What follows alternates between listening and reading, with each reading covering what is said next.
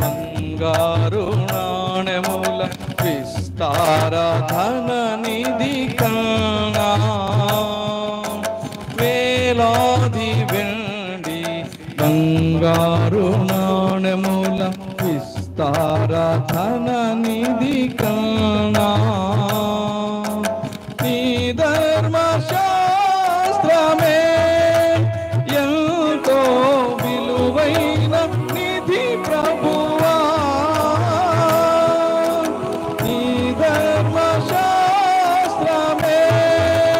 ఎంతో విలువైన నిధి ప్రభువా. నీ ఆజ్ఞలను బట్టి నిన్ను పొగడెదను ప్రభు. నీ వాక్యమే శ్రమ కొలిమిలో నన్ను బ్రతికించుచున్నది. నా బాధలో అది బహు నెమ్మది కలిగించుచున్నది.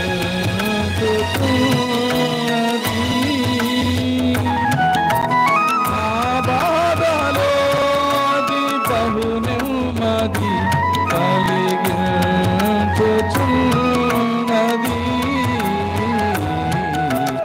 ఈ వాక్యమే శ్రమ కొలిమిలో నన్ను బ్రతికించుచున్నది.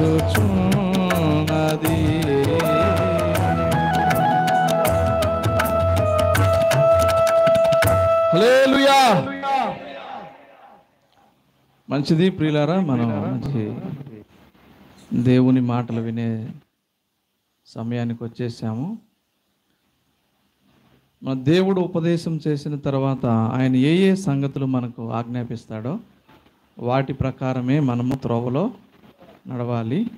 దాని ప్రకారం మనం విన్న వాక్యాన్ని బట్టి దేవుడు ఆజ్ఞాపించిన దాన్ని బట్టి మనం ప్రార్థన కూడా అలాగ చేయాలి.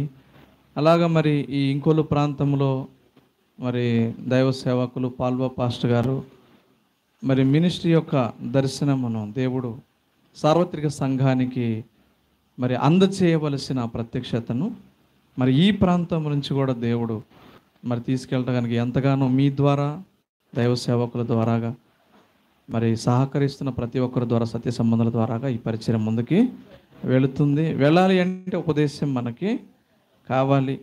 ఒకవేళ ఇప్పుడు ఈ చెప్పే ఉపదేశం మీలో ఒక కార్యం జరిగిందనుకోండి, పాల్వా పాస్టర్ గారికి మీరే ఒక సహకారిగా నిలబడగలుగుతారు. పాల్వా పాస్టర్ గారికి సహకారిగా నిలబడ్డారంటే దేవుడికి నిలబడ్డాడు. హల్లెలూయా.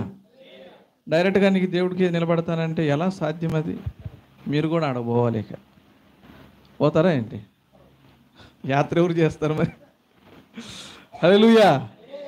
యాత్ర చేయాలి, అందరూ కూడా ఇదే త్రోవ దీనిలో నడవాలి. కాబట్టి యాత్ర ముగించాలంటే ముందు చేయాల, ఆరంభం చేసి నడవాలి. చాలా దూరం చాలా విషయాలు ఎదుర్కోవాలి. కాబట్టి చక్కనైన సందేశాన్ని మనకి వినిపించడానికి వాక్య సేవకులు మరి ఎం దయాసాగర్ పాస్టర్ గారు మన మధ్యలో ఉన్నారు. వారికి వాక్య సందేశం కొరకై ఈ అవకాశాన్ని అప్పగిస్తున్నాను.